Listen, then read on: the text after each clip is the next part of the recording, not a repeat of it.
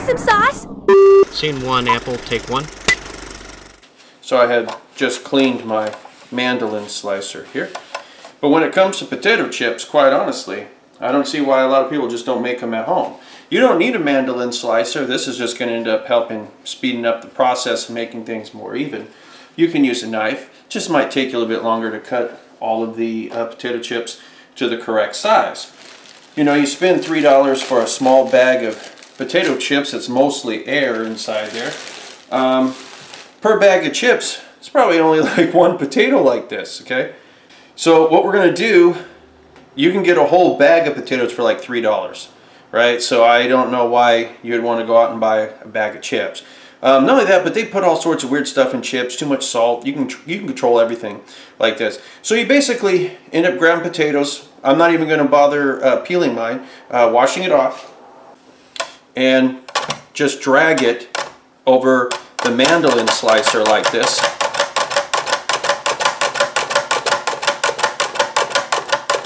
Okay, now this is going to make a very, very thin chip, as you can see right here. Maybe a little too thin for my taste. So what we'll do is we'll lower this, the top part here, so the chip becomes a little thicker. And with these guys, you need to be kind of careful when you start getting into areas like that, because you might end up cutting your fingers.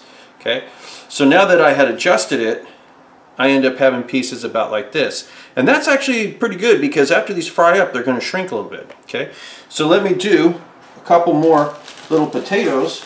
That's enough for a bag of chips right there, and that was only 2 potatoes. Okay, so now what we're going to do is we're going to heat up some vegetable oil, and we're going to get that stuff to about 375, maybe even 400. If you want to go ahead and come up with some type of seasoning for your potato chips, you can.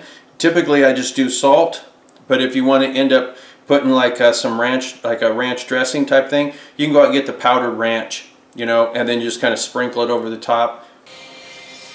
Okay, so got the oil heating up,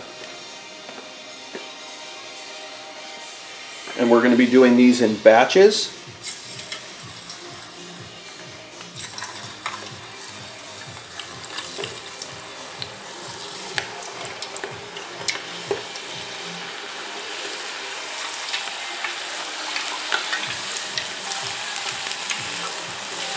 And you actually want the oil to be a little bit hotter than typical. Okay, so these guys are going to want to cook on the bottom and float on the top.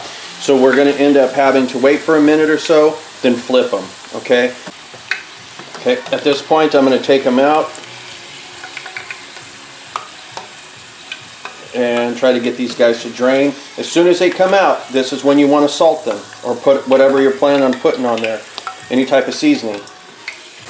Now, just like with French fries, if you want these to be extra crispy, what you can do is when they're at a stage about like right where they're at here, take them out, put them on a drying rack, like a cooling rack, wait for a few minutes, and then go ahead and throw them back in. Okay, and then they're going to be extra crispy.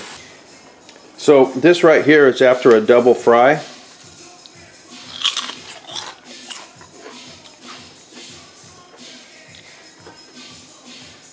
These guys are really crispy.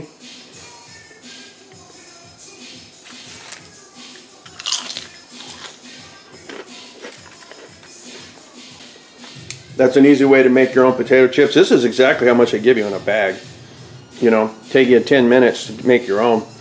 And you control, you know, the crispiness, you control what's on it, all the other stuff, man. So anyway, I got me some chips, I'm good to go. They're not even really greasy or nothing like that.